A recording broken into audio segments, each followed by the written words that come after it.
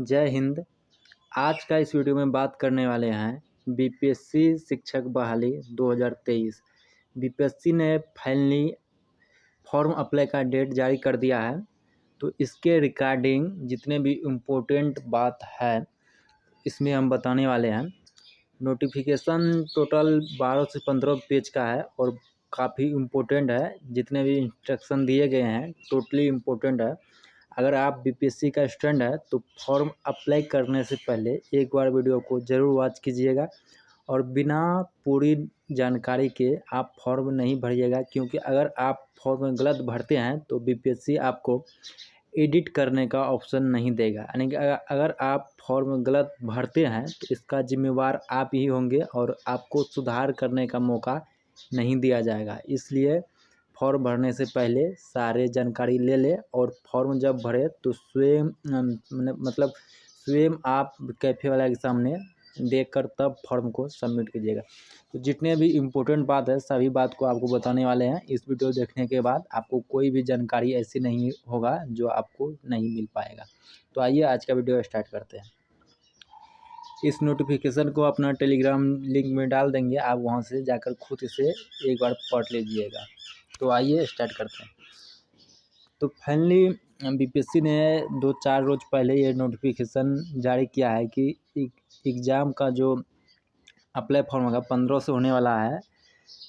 तो विज्ञापन है 26/2023 का कि 1,70,461 पद पर जो शिक्षक बहाली होने वाली है।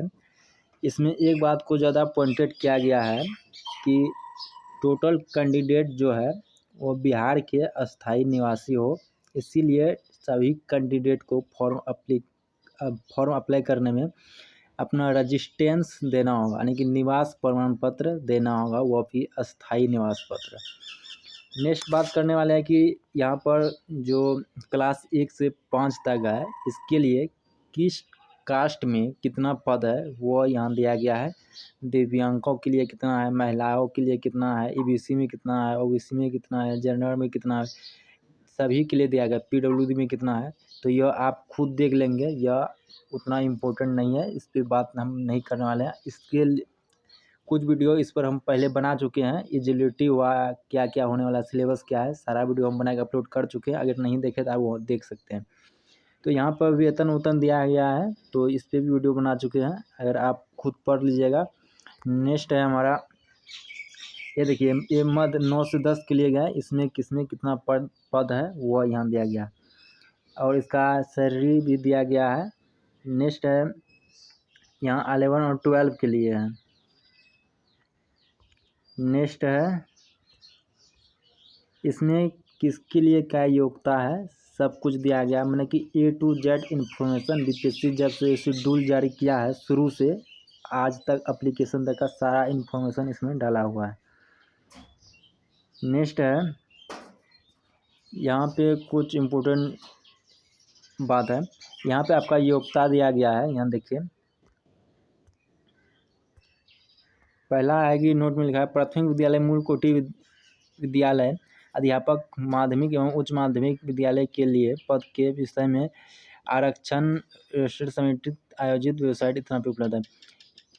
किस में किसको कितना आरक्षण दिया जाएगा सभी यहाँ पर दिया गया है। नेक्स्ट 2 में क्या गया कि विज्ञापन में जितने पद के लिए वैकेंसी निकाला गया है यह घटाया और बढ़ाया जा सकता है। नेक्स्ट है कि अभ्यर्थी की संख्या अनुरूप परीक्षा संचालन का 1 से अधिक चरणों में आयोजित किया जा सकता है, यानी कि विद्यार्थी अधिक होगा तो 1 से 2 चरणों में एग्जाम होगा। नेक्स्ट है विद्यालय अध्यापक पद के लिए नियुक्ति अनिवार्य अर्हता।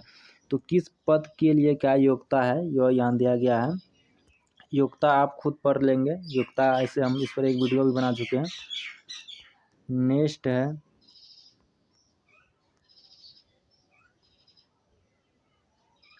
और एक पॉइंट यहाँ इम्पोर्टेंट है कि जो भी कैंडिडेट का अभी बीएड या डीएलएड क्लियर नहीं हुआ है, अगर वो कैंडिडेट अगस्त तक अगर उसका बीएड डीएलएड क्लियर हो जाता है तो वह ये फॉर्म भरने के लिए एलिजिबल है। नेक्स्ट है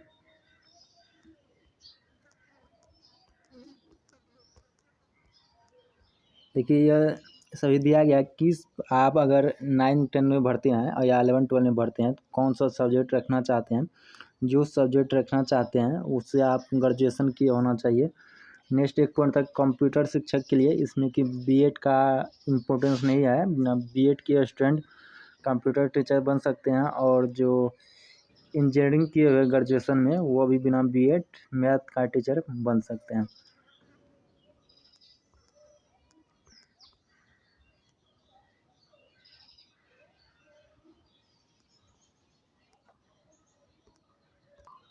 नेक्स्ट बात करने वाले हैं हम कि जो स्टूडेंट इसमें एलिजिबल है, पहला है कि केंद्र अथवा राज्य सरकार द्वारा स्थापित बोर्ड से निर्गत मैट्रिक समक्ष या इंटरमीडिएट प्रमाण पत्र। आपका जो है मैट्रिक इंटर का जो मार्कशीट है वो बिहार सरकार द्वारा या केंद्र सरकार द्वारा प्रमाणित होना चाहिए। नेक्स्ट है कि केंद्र अथवा राज्य सरकार द्वारा अधिनियम गठित विश्वविद्यालय, अगर आप ग्रेजुएशन किए हुए हैं तो जिस यूनिवर्सिटी से किए हुए हैं वह केंद्र अथवा राज्य से प्रमाणित होना चाहिए। तीसरा है कि एनसीईआरटी अधिनियम 1933 से प्रवर्तित होने वाली केंद्र या किसी सरकार मान्यता संस्थाओं से एनसीईआरटी अधिनियम प्रवृत्ति में इसका अधिनियम का जो है योग्यता आप रखते हैं तो ये भी हो जाएगा। नेक्स्ट है कि स्नातकोत्तर जो है समतुल्य आहारता संबंधित राष्ट्रीय है कि मौलाना, ये बेसिकली उर्दू, फारसी और अरबी टीचर के लिए है, संस्कृत या इनमें है उनके लिए है। नेक्स्ट है, हाँ ये चीज़ इम्पोर्टेंट एक इन्फॉर्मेशन है, राज्य सरकार एवं केंद्र सरकार द्वारा समय समय पर आयोजित शिक्षक पात्रता परीक्षा यथा, देखिए प्राथमिक शिक्षक जो है प्राथमिक के लिए सीटेट पेपर 1 क्वालिफाई होना चाहिए, या आप फिर बिहार टेट पेपर 1 क्वालिफाई है तो 1 से 5 के लिए आप एलिजिबल है। नेक्स्ट टाइम माध्यमिक विद्यालय के लिए आप स्टेट का पेपर 1, स्टेट टीटी जो आता है उसका पेपर 1 क्वालिफाई, और उच्च माध्यमिक के लिए आप स्टेट बिहार स्टेट टीटी का पेपर 2 उत्तीर्ण होना चाहिए। लेकिन एक बात है कि अगर 2012 से पूर्व जो टीचर नियुक्त है और जो टीचर अभी कार्य कर रहे हैं उसके लिए यह योग्यता नहीं माना गया है, वह इसके लिए अनिवार्य नहीं है।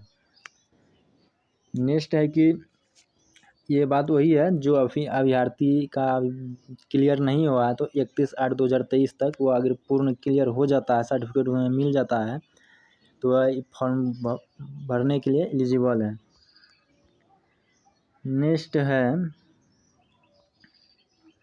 नेक्स्ट बात करते हैं वायु सीमा पर। वायु सीमा का जो यहाँ बात क्या गया है कि वायु सीमा जो है 1/8/2023 से लिया जाएगा यानी अगस्त माह तक अगर आपका योग न्यूनतम इतना पूरता है तो आप इसके लिए एलिजिबल है।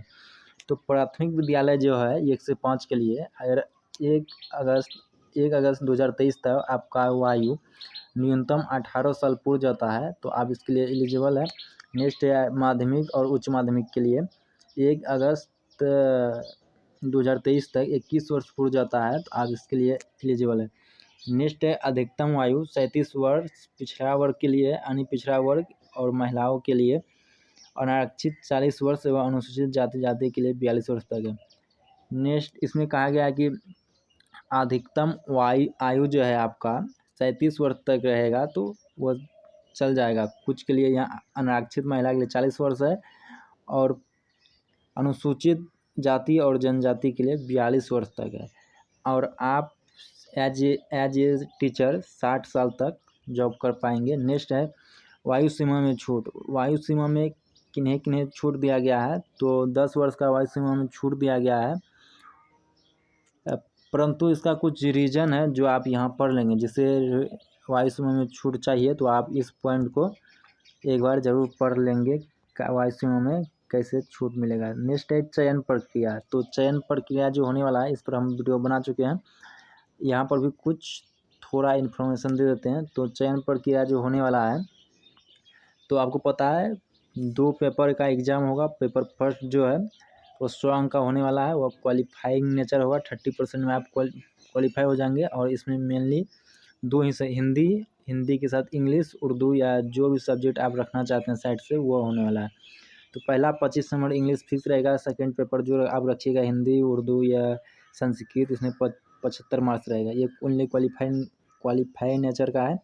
नेक्स्ट है जो पेपर 2 होने वाला है समान, ये सभी के लिए सेम होने वाला है। इसमें पहले 150 अंक का होने वाला था, लेकिन बाद में से विभाग ने 120 अंक का कर दिया है। टाइम में कोई कमी नहीं किया गया है, टाइम जितना था उतना ही है। नेक्स्ट है, इसमें एक पॉइंट है कि जो भी स्टूडेंट 9th 10th और 11th 12th के लिए है, उसके लिए पेपर सेकंड का जो एग्ज़ाम होगा तो उसमें 2 भाग में होगा। भाग फर्स्ट में जो है जो 80 नंबर का होगा वह ऑप्शनल होगा, जो आप पेपर रखेंगे वही पूछा जाएगा। और भाग 2 जो होने वाला है 40 नंबर का, उसमें आप जनरल सामान्य ज्ञान रहेगा, जो सभी के लिए सेम रहेगा। जितने भी जनरल सामान्य ज्ञान आता है, हिस्ट्री, ज्योग्राफी, एक्स्ट्रैक्ट का, सभी सब्जेक्ट का, ये सभी आ जाएंगे। सामान्य ज्ञान, साइंस सभी आ जाएंगे। नेक्स्ट है कि क्वेश्चन सभी MCQ बेस्ड होगा, ऑब्जेक्टिव होगा और एग्ज़ाम ऑफलाइन होगा। अब बात करते हैं कि इसमें क्वालिफाइंग नेचर क्या रहेगा, यानी कि स्टूडेंट जब एग्ज़ाम देंगे तो इसका मेरिट कैसे बनेगा, कितना नंबर में कौन क्वालिफाई होगा, कितना नंबर किसके लिए पास होगा। तो यहाँ दिया गया है, लिखित परीक्षा में जो सम्मिलित वर्ग के उम्मीदवार होंगे, तो सामान्य वर्ग का उम्मीदवार जो है, जो जनरल में आते हैं, तो उसके लिए 40%, अगर वह 40% मार्क्स लाते हैं तो वह उम्मीदवार क्वालिफाई माना जाएगा। नेक्स्ट है कि अत्यंत पिछड़ा वर्ग के लिए उम्मीदवार जो है, यह 36.5 यानी 36.5% मार्क्स में पर क्वालिफाई होगा। नेक्स्ट है 34% मार्क्स में अनुसूचित जाति और अनुसूचित जनजाति महिलाओं के लिए 34% मार्क्स है। और दिव्यांग उम्मीदवार जो है वो 32% मार्क है। तो अगर आप जनरल में आते हैं तो 40% मार्क्स में आप क्वालिफाई करेंगे। अत्यंत पिछड़ा में आते हैं तो 36.5% मार्क्स में क्वालिफाई करेंगे। और नेक्स्ट अगर आप अनुसूचित जाति या जनजाति में आते हैं, महिला कैटेगरी में आते हैं, तो आप 34% मार्क्स पर क्वालिफाई कर जाएंगे। नेक्स्ट अगर आप दिव्यांग में आते हैं, PWD में आते हैं, तो आप ओनली 32% मार्क में क्वालिफाई कर जाएंगे। नेक्स्ट बात कहा गया है, आप अभ्यर्थी किसी एक विषय में चयन कर सकते हैं जिस विषय उन्हें शैक्षिक पात्रता में उत्तीर्ण है। आप जिसमें सीटेट क्वालिफाई किए हुए हैं, आप उस सब्जेक्ट को चूज कर सकते हैं। एक से अधिक विषय का पात्रता में उत्तीर्ण हुए हो तो आप आपकी इच्छा में, अगर आप पेपर 1 पेपर 2 दोनों में क्वालिफाई है सीटेट, तो आपका इच्छा यहाँ की आप दोनों में फॉर्म भर सकते हैं। नेक्स्ट है कि इसमें इंटरव्यू नहीं होगा, इंटरव्यू का जो है ऑप्शन नहीं है, तो इसमें इंटरव्यू नहीं है। नेक्स्ट है कि मेधा सूची कैसे बनेगा, उसमें बात है, लिखित परीक्षा के प्रमाणित आधार पर आयोग सफल अभ्यर्थी अवैधानिक मेधा सूची तैयार करेगा। और कुल प्राप्त अंक समान होने पर, अगर 2 स्टूडेंट या 2 से अधिक स्टूडेंट का समान अंक आ जाता है, तो उसमें पहले किसे लिया जाएगा, तो उसका नाम का जो उम्र में समान रहने पर, उसका अगर उम्र भी समान है तो उसका नाम के अनुसार अल्फाबेटिकल ऑर्डर जो होगा देवनागरी लिपि में, जिसका पहले आएगा उसका पहले लिया जाएगा। नेक्स्ट है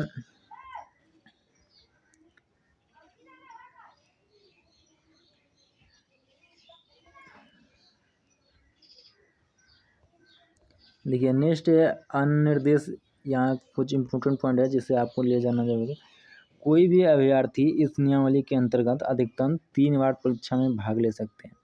अगर BPSC थ्रू जो टीचर बढ़ी है, आप इसमें मैक्सिमम 3 बार भाग ले सकते हैं। अगर 3 बार में आप BPSC का एग्ज़ाम क्वालिफाई नहीं करते हैं तो आप टीचर बनने के योग्य नहीं है और ना ही आप बन पाएंगे। नोट है,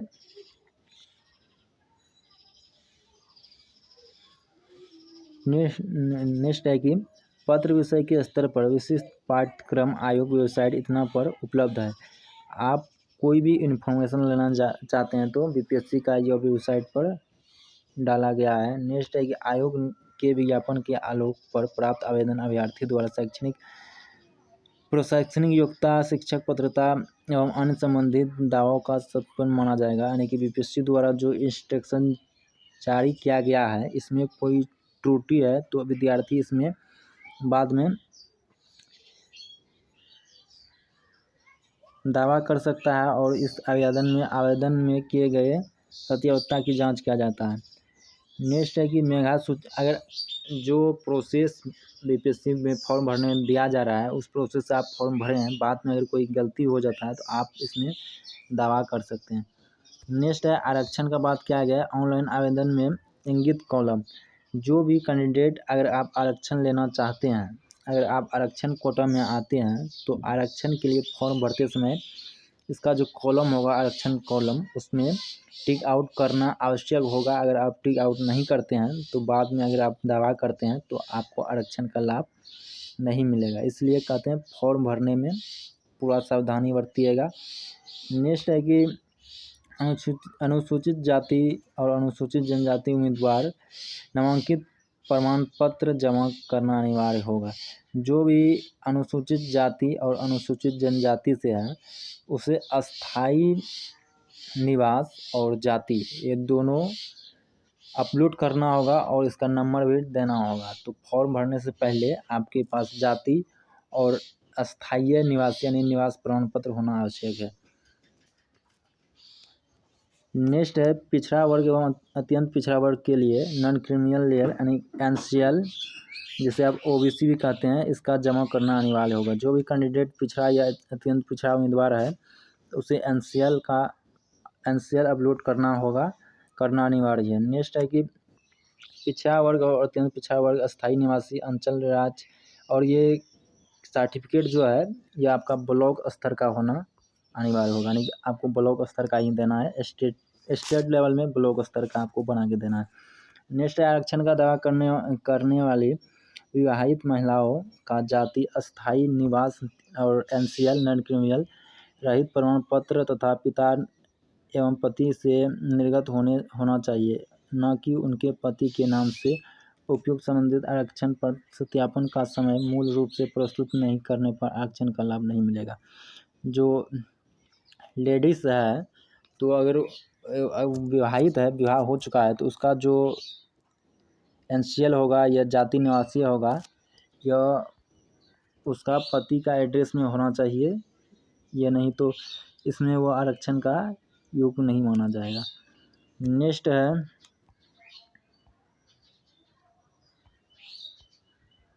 यहाँ पर बात किया गया है कि सबसे इम्पोर्टेंट पॉइंट है कि आरक्षित कोटि का निम्नवत जो है, आप किस कोटि में आते हैं और आपका कोड क्या है। अगर आप आरक्षण लेना चाहते हैं तो आप UR में आते हैं तो आरक्षण कोड 1 आपका होगा, ST में आते हैं 2 होगा, SC में आते हैं 2 होगा, ST में आते हैं 3 होगा, EBC में आते हैं 4 होगा, BC में आते हैं 5 होगा, BCL में आते हैं 6 होगा, EWS में आते हैं 7 होगा।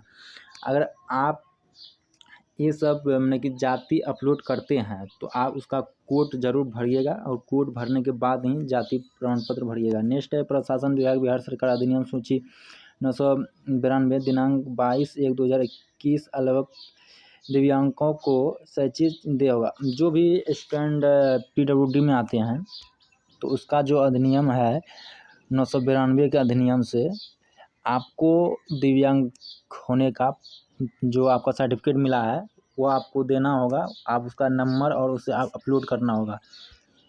नेक्स्ट है जो भी स्टूडेंट अगर PW में आते हैं तो वह अस्थायी दिव्यांग नहीं होना चाहिए, अस्थायी दिव्यांग होना चाहिए। बाद में आपका इसका हर्जाना भुगतना होगा। नेक्स्ट हम बात करने वाले हैं